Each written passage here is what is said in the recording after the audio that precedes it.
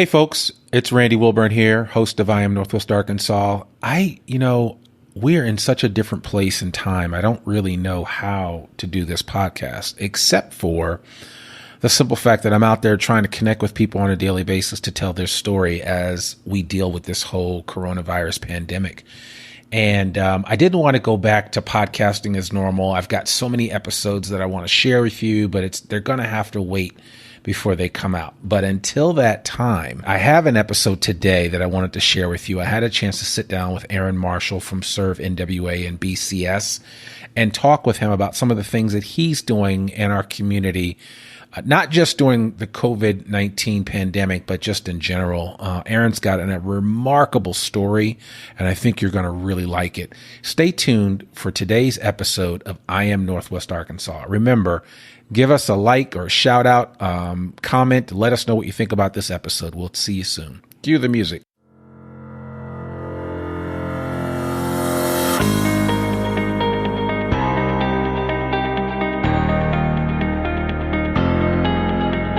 It's time for another episode of I Am Northwest Arkansas, the podcast covering the intersection of business, culture, entrepreneurship, and life in general here in the Ozarks. Whether you are considering a move to this area or trying to learn more about the place you call home, we've got something special for you.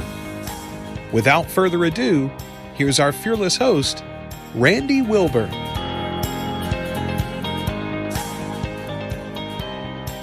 Hey folks, and welcome to another episode of I Am Northwest Arkansas. I am your host, Randy Wilburn, and I am hunkered down here in my studio, in my office, in my garage. I have no place to go. I have no place to be. We are living under different times. As I record this, we are dealing with the coronavirus or COVID-19 pandemic.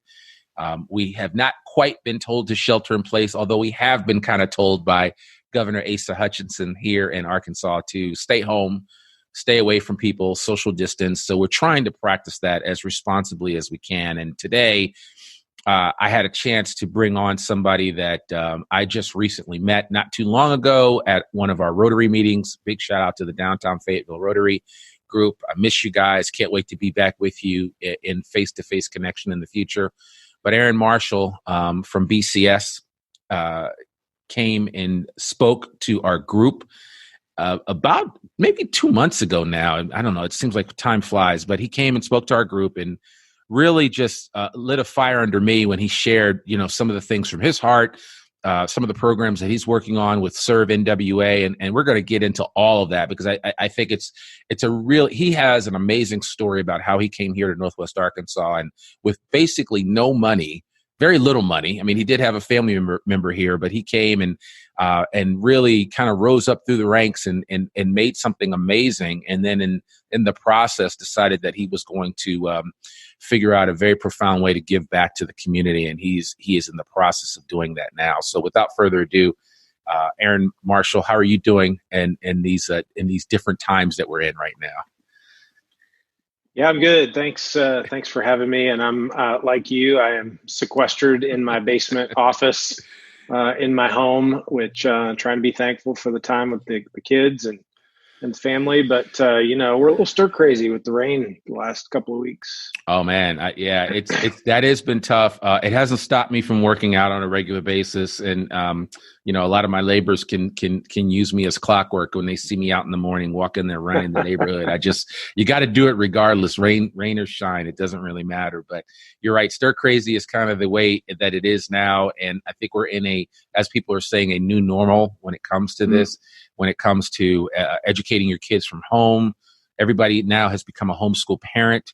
There's just so many different things that are happening right now. So I think it's quite interesting. But I would love for you to just kind of share a little bit about your as I like to call it, and we call it here on I Am Northwest Arkansas, your superhero origin story. I'd love for you to just share with our audience, just to give them the Cliff Note version of how you got here to Northwest Arkansas and, really, how did you end up becoming the CEO of a really highly integrated, information technology company that serves one of the largest organizations on the planet. And I mean, it doesn't happen by accident, but I think I'd love for you to kind of share your trajectory of how you got to where you are right now, and what's happening in your world. Absolutely. I'd love to do that. So thank you. And it really starts, I grew up outside of Chicago, Illinois, in the suburbs of Chicagoland, and was in a great family where faith was really important.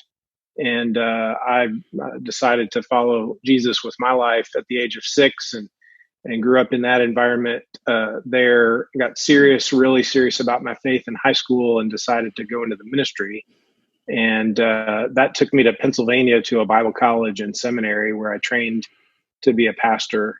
Got married in the middle of seminary and moved to Michigan, where I pastored a church about an hour north of Lansing, and put my wife through law school there. And we had 3.5 years of what we thought was, life as we had planned it. And then she came home shortly before graduation and informed me that our marriage was over, and she didn't want to do anything with the church anymore and was going to move to Detroit. And that was a complete shock to me in a number of ways, and totally changed my trajectory. And so 2002, at the age of 27, I found myself a divorced, unemployed pastor. The circles of churches I was affiliated with, the divorce was a non-starter for qualification for pastoral ministry. And so I was at a crossroads of life and career and faith, really, all of the above. My brother and sister, who are both older than me, had gone to John Brown University in Siloam Springs, Arkansas, and stayed in the area. They were trained vocationally very well. One was a buyer at Walmart. One was a vice president at a construction company in the area, and they had contacts and said, well, feel free to move down here, and we'll help you get kind of through this transition. So I moved in with my brother October 1st of 2002, pulled in his driveway on a Saturday evening, me and my dog and all of my earthly belongings in a spare bedroom, and thought, well, we'll just start over. And about 3 months went by, and people had real resume confusion when I had a Bible college degree and half a master's in theology, and had pastored a church, and they didn't know why I wanted to work at Walmart. And I just needed to pay the bills. And fortunately, I was able to stay with my brother and had family support, but I literally got down to $120 in my checking account. And I had a car payment, and I needed to buy dog food, and I'm eating peanut butter and jelly sandwiches that my brother had bought. And so it was probably the lowest. It was absolutely the lowest point in my life. But through friends of friends, I found out about a company that was hiring, and went for an interview on a Monday and was hired the next day to be I was the 8th employee in company history at a small family business called Baker's Computer Service. And at the time, we just had a contract with Tyson to repair their printers that are in their manufacturing plants. And so my job for $8 an hour in this small family business was to clean the printers that come out of Tyson plants covered in chicken guts and other fun things I won't go into detail on, so that a real technician could fix it. And so, man, I had hit the jackpot. That was a fantastic opportunity. Oh my goodness. But fortunately, fairly quickly, the leadership of that company realized that, I had communication skills and leadership abilities. And so I started to kind of work my way up in the organization, and kind of became the founder's right-hand man, going on sales calls, and being able to promote the company in new opportunities, one of which was with NCR and Walmart. We had some, through relationships, had some opportunity to have some meetings with them, and started doing what we do today. And so cut to the chase a little bit, but BCS today is a technology deployment company. And so we support all of the point of sale electronics and infrastructure, wireless infrastructure, and back office electronics in all the Walmart stores in North America. So there's about 5,400 stores. There's 250,000 register lanes, and we support about 230 different devices that are in each one of those stores, keeping them up and running, doing repair, refurbishment, rollouts, projects. And so along the way, I was able to continue to work my way up through the company and just develop my skills and get some on the job business training, and ended up buying the company from the founder in 2012, and becoming what we are today. And so we've got 36 employees and about an 80,000 square foot facility in Springdale. And yeah, we're supporting Fortune 1, largest retailer in the world. And so what's important is when we bought the company, my wife and I got remarried in 2004. I've got a 10-and-a-half-year-old son and 8-year-old identical twin daughters. So those of you who are listening can pray for me in that regard. But it's just been really a story of grace and reconciliation. I didn't know what grace was until I found myself at the bottom of being divorced and unemployed and living in my brother's bedroom and having $100 in my pocket and didn't know what was going to happen next. And that's where I learned that I had been pretty ungracious my entire life and had viewed people through the one piece of information that I heard about them or the label that was easy to attach. And that was a game changer for me. That was a life-changing moment and transition where I realized, man, I can't do anything on my own. It's all because of grace, and God's got a purpose for my existence and yours, and we need to be pursuing that. And so I tried to be just faithful and responsible to that. And when my wife and I bought the company, we committed that to whatever degree we were blessed through that and by that and financially, that we were going to bless others. One of my fundamental beliefs is that we're blessed to be a blessing. It's not about our comfort or our security. And so we've been able to do a number of things. The Lord has really tripled the business since we purchased it in 2012, and we've tried to be faithful to that. Number one, to take care of our employees. I've got 36 families that I feel personally responsible for, try and take care of them and bless them and give them the best opportunity to contribute to society that they can. And then, we've been able to do some things in the community. I had open heart surgery when I was 2. And so I feel indebted to children's hospital networks where I got care my whole life.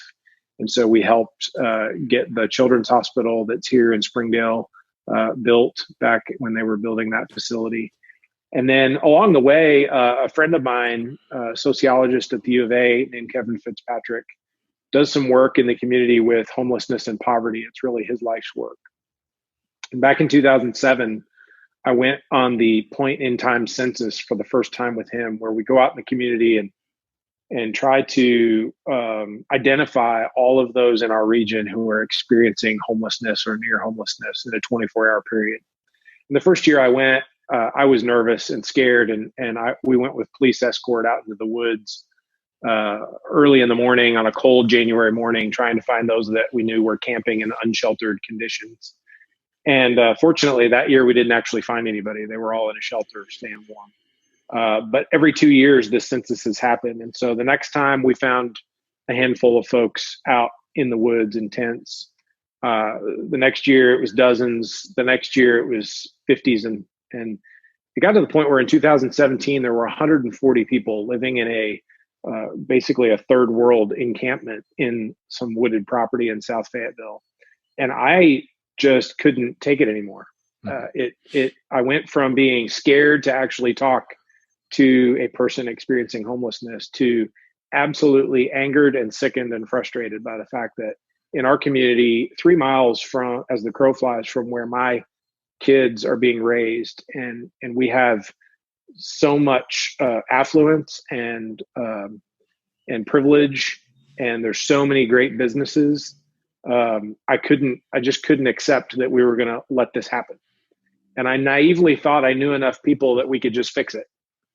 And so I started banging the drum with all my business owner friends and networks of people that I knew. And I said, guys, we just have to fix this. And I started asking Kevin, who again is the expert on this, why is there a gap? Because there's a lot of great organizations doing great work in this space in Northwest Arkansas. So I said, why is there a gap? Why are 140 people camping in the woods? And what can we do to move the needle? And what I learned was really two things. Each homeless person is an individual with a complex, multi-layered set of circumstances that needs to be taken one at a time. You can't paint everyone in that situation with a broad brush. And secondly, if you're in that situation, regardless of what got you there, you're living in survival mode. And if you've ever had a near-death experience, you get tunnel vision really fast. Everything fades away, and it's all about surviving the next minute, hour, day. And that's where these people live every minute of every day of their life. And so until you can relieve that need, they can't begin to work on addiction or mental health or job skills or documents or anything else. They're in survival mode.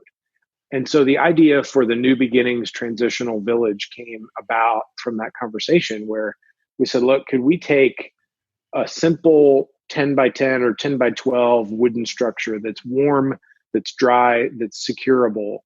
And could we start with 20 folks that are in that situation, and could we put them in a micro shelter in a controlled environment with a low barrier to access it?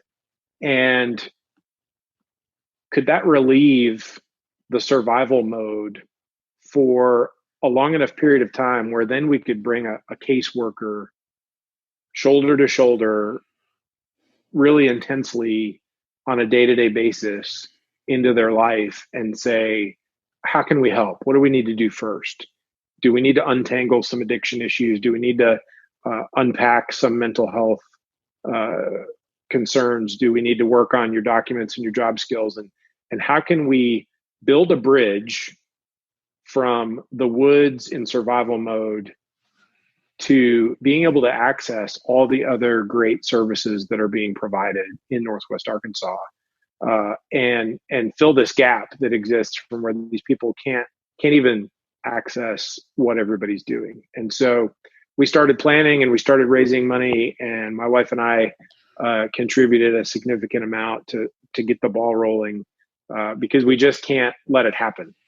And so that's kind of where we're at today. We've bought 5 acres from the University of Arkansas, on which some of these folks were camping, and we've cleared it. And we're going through the design process and building permit phases with the city to build 20 micro shelters, and then a program building where our caseworker and our program director could provide the services, and there's kitchen and there's bathrooms and there's going to be a garden where these folks can try to have a community and learn how to live in community as responsible citizens again, while each one is being attended to individually, to try to again build a bridge to responsible contribution in society again. And so that's what we're currently really passionate about, and are putting our effort and our finances and our network and names behind, is trying to get that done. Yeah. Wow. I mean, when you told me the story originally at the Rotary meeting, I was kind of blown away just by the effort.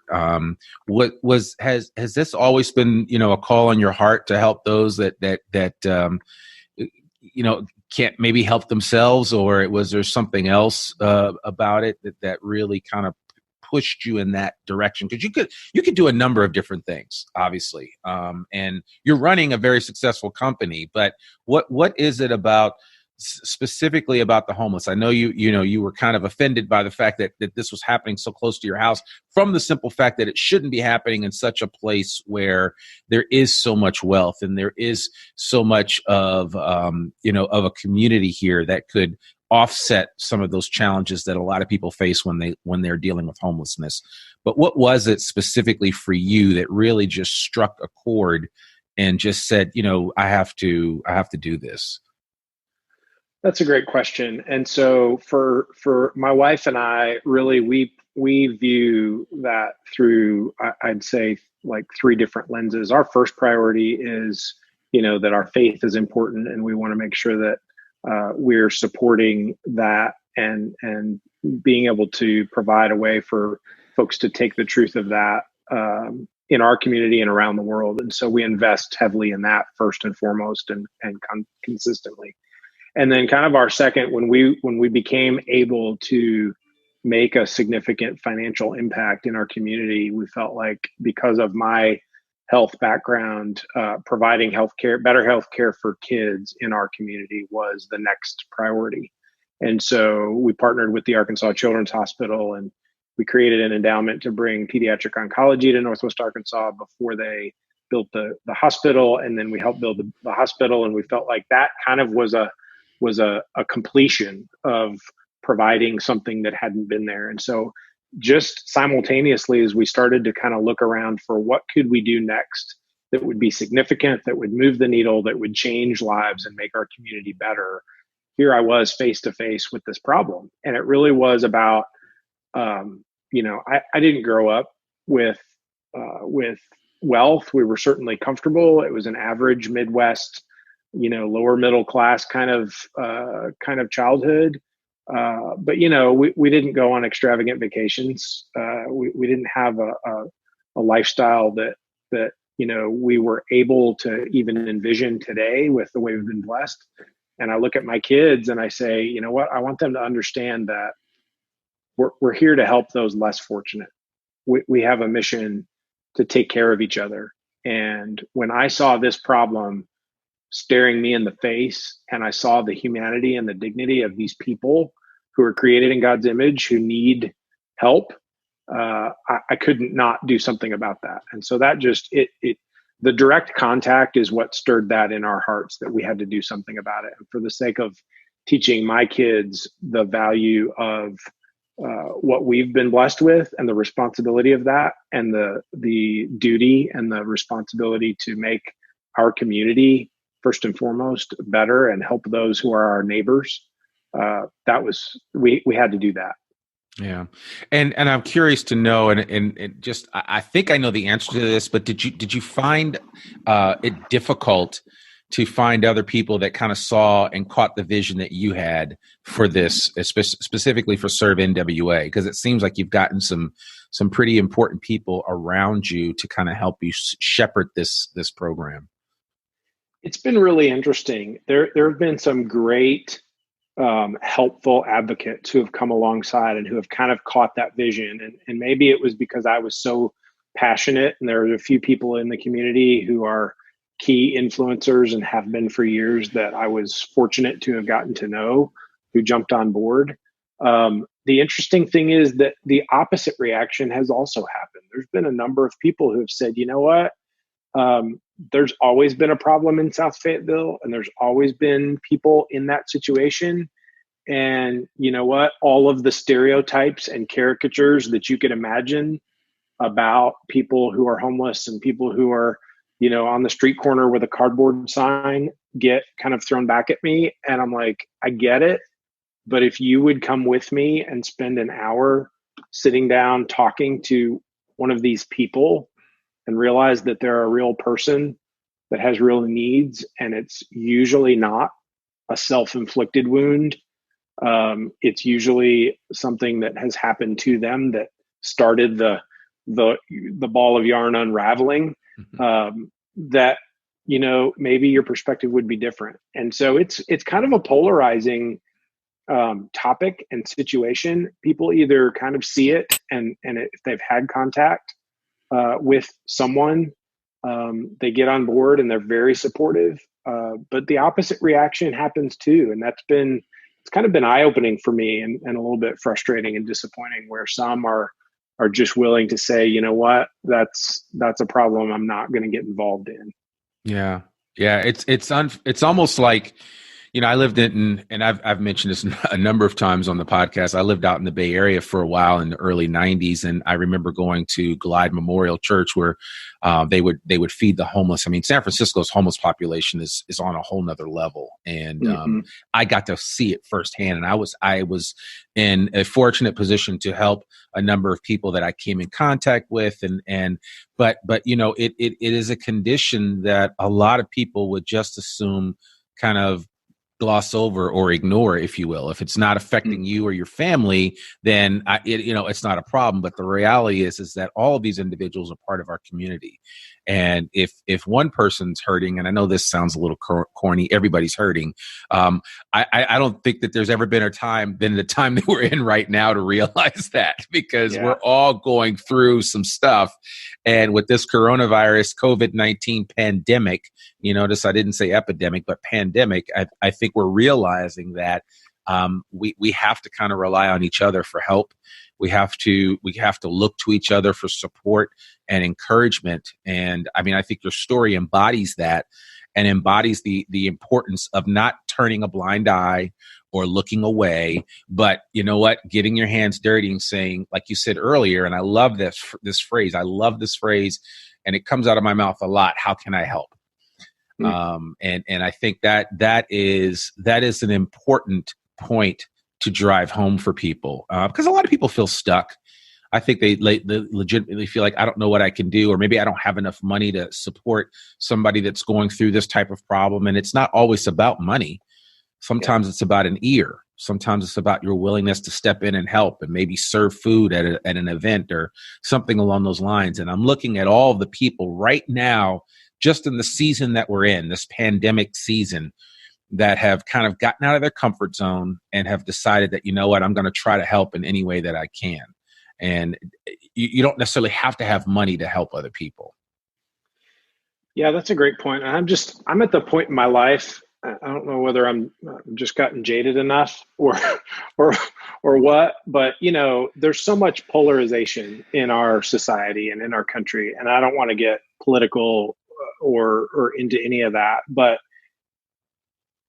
if you can't answer the question for yourself and look in the mirror and say, what can I do?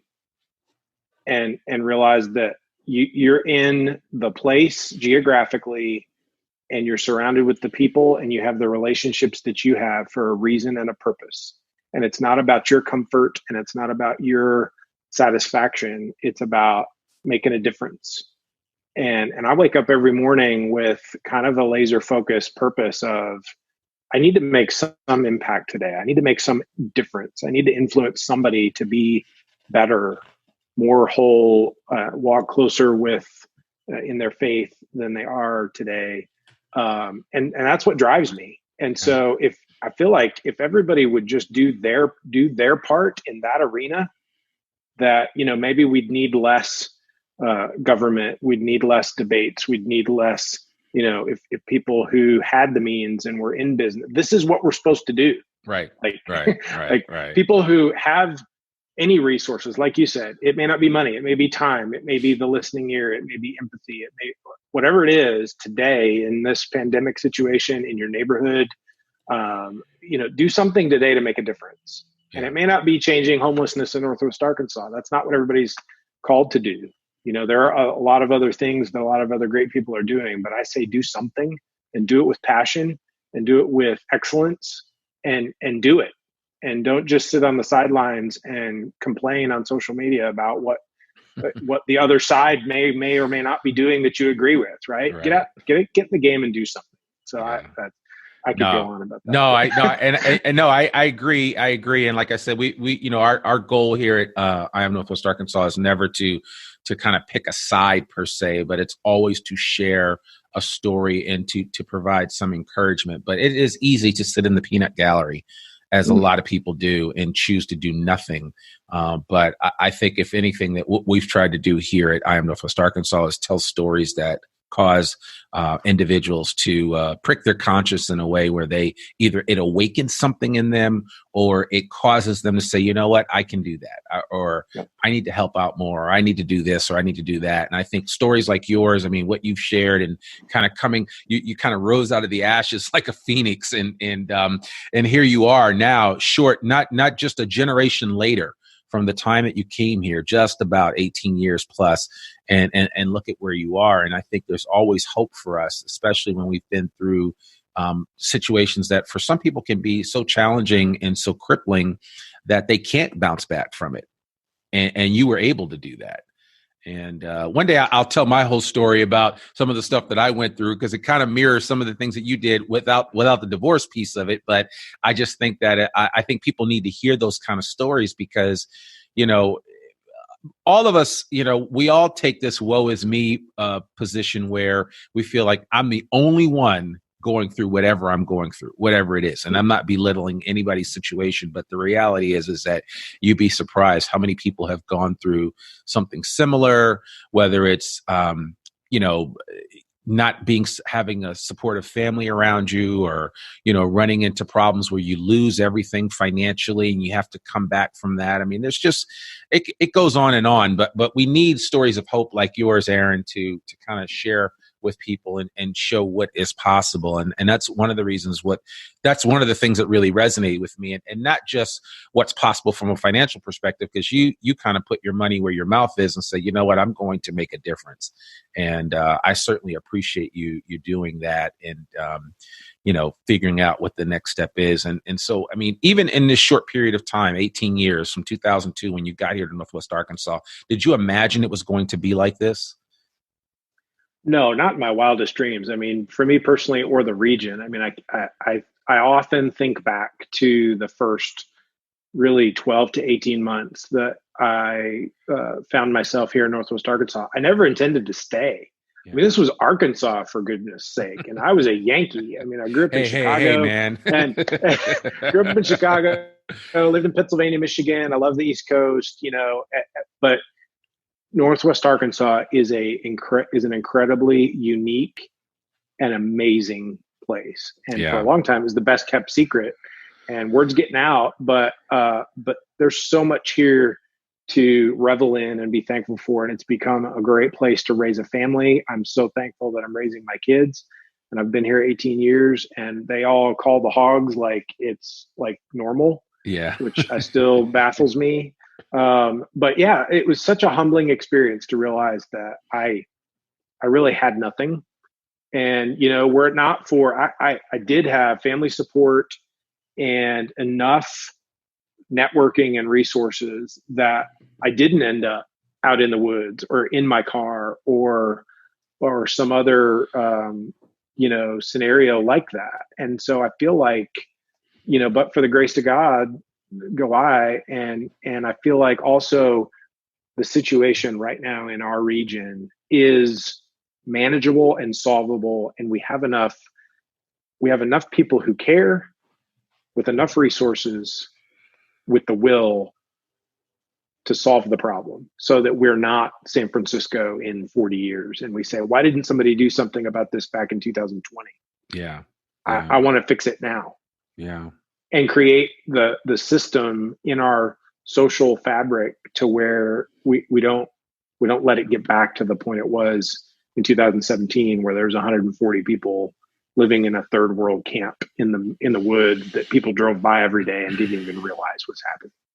Yeah, I remember when I saw the news story the first time, and I was blown away by that. I was like, wow, I didn't realize it was like that. And it kind of brought back visions of what I shared about San Francisco and other places that I've lived and experienced. But yeah, I think that you guys are doing some great things there at Serve NWA. So with all this said and done, and all of your accomplishments and what you're currently working on now, what's next for Aaron Marshall? If I had the answer to that, I'd feel a lot more confident. I honestly don't know. And there are moments where that's terrifying, but, you know, I look in the rearview mirror and I say, you know, every time I didn't know, look look how well that turned out. And God is faithful. And as long as I continue to be faithful and responsible, one day at a time, right? Especially in this scenario during this pandemic and this, kind of quarantine lockdown. I mean, we don't know, it's changing by the hour. And so I'm trying to take one hour, one day at a time right now. I am around my kids a lot more than I used to be. And I'm trying to steward that as a responsibility and an opportunity to say, you know what, they get to see how daddy sits on Zoom calls all day long. Yeah. and but in between I go, we go take the dog for a walk. And when it's not raining, we get out and we run around. I'm trying to just take every interaction one at a time. And somebody asked me that a few months ago. And I thought, what do I want to be known for in this stage of my life, whatever that looks like? And I feel like right now, I just want to be the most present person that Yeah. And if I can leave my phone in my pocket and turn the notifications off and the dinging, and when I used to sit in front of an actual human being, or now when I'm on a Zoom call with somebody, I want to be the most present and attentive person and contribute something of value in every interaction I have.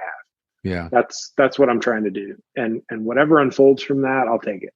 Wow. I love that. That's good. I'll take that for sure. I think that's a good start. And I think that is a place of encouragement. And you're still a young man. I mean, you're not even 50 yet. And, it's, I don't know if you've ever read the book Halftime by Bob Buford, but that's a great book. And it must be scary to think, man, you've accomplished so much in this period of time and you still have another, second half of your life to go. And there's so much more that you can do. So. Yeah, and the sky's the limit. And so, I mean, this is really the prime of my life. I'm not going to sit on the back porch in a rocking chair yet. There's too many problems to solve, and there's too much of a contribution to make. And so I'm going to keep doing what I do.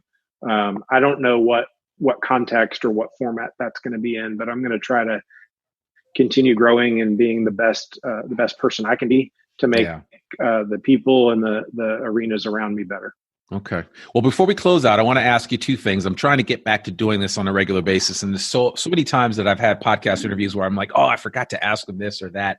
Two things. One, favorite thing to do in Northwest Arkansas that you try to get out, either it's something that you do yourself or you do with your family that you really enjoy.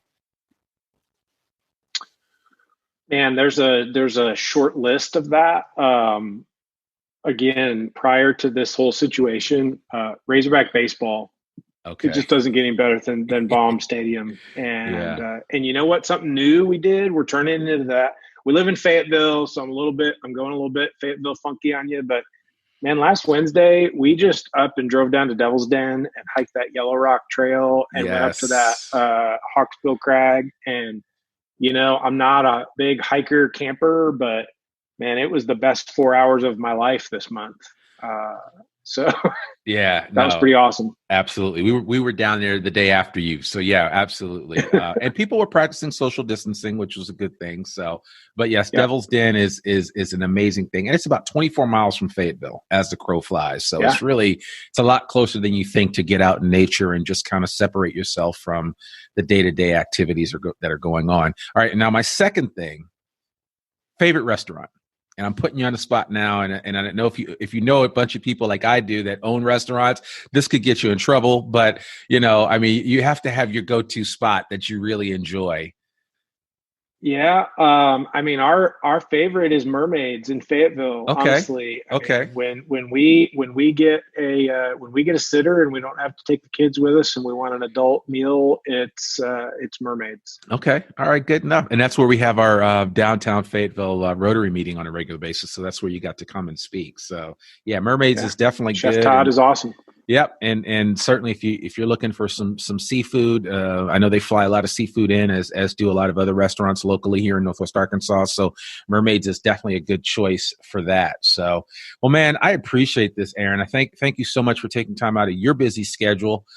Even though you are stuck at home, I know you have a lot to do, but I appreciate you doing that and kind of just sharing a little bit of your story with our audience. And so if folks want to get in contact with you or find out more about servenwa.org, what's the best way for them to do that? Yeah, that's great. You just said it. ServeNWA.org is our website. You can go there and visit the New Beginnings Initiative. All the information's there. My personal email is newajm@gmail.com. And if you've got any questions about New Beginnings or anything else we need to get done in the community, feel free to email me there, and check that out. We have Giving Tuesday, or Giving NWA Gives is this Thursday, April 2nd. Mm-hmm. And so we're putting a big fundraising push on. We need about another $250,000 to get the project constructed and the first year of programming funded. And so that's our goal. That's what we have left to raise. And I'd love to interact with anybody who's got questions or wants to know more. Okay. And that's nwagives.org? Yes. Okay. NWAgives.org. Yeah. I knew about that event. I'm going to talk about that on another short video that I'm going to push out on social media later today, just to encourage people to be a part of that. I think sometimes I think there's close to 300 nonprofits who are registered to participate in that event. We're just trying to raise generosity and philanthropy throughout Northwest Arkansas for everybody who's doing something good in our community. Right. No, I love that. That's great. So we'll put that out there. And that to me is the spirit of Northwest Arkansas that I've seen for so long. And we've talked about it. We did Single Parent Scholarship Fund of Northwest Arkansas. We had Tyler Clark on and so many others that are really doing some great things in this community to help other people. So I really appreciate everything that you're doing. Aaron Marshall, thank you so much for being a guest on I Am Northwest Arkansas. We really appreciate you sharing your story. And folks, you can tell Aaron you heard about him here first. So thanks, thank you Randy. So much. Appreciate it. Absolutely. Yeah, thank you. Absolutely. Well, folks, there you have it. Another episode of I Am Northwest Arkansas. I was just really great to have Aaron on and for him to tell his story. I learned so much from him just sitting down with him in his office, but we can't do that now. So we had to do this virtually. I'm a little bummed about that, but I'm glad that I had him to sit down and talk with us nonetheless. So I hope you enjoyed this particular episode. We will be back with a new episode next week. Remember, you can find us wherever great podcasts can be found. You can also find us on our website at iamnorthwestarkansas.com. If you want to learn about sponsorship opportunities or just anything that we're doing, please let us know. And also, I wanted to tell you that we started a new program called What's New NWA. We are working on some options where we may deliver a daily 5-minute voice announcement podcast, if you want to call it that, but it would be a lot shorter than this one. That would just tell you the latest and greatest things happening here in Northwest Arkansas on a daily basis. And if that's something that interests you, I'd love to hear your comments about it. We're getting some great comments from some amazing people that are relocating here, that have heard the podcast and have been sold on what makes Northwest Arkansas great. So we really appreciate you guys supporting us and everything that we're doing here on the podcast. And we look forward to connecting with you real soon. I will see you next week. Bye for now.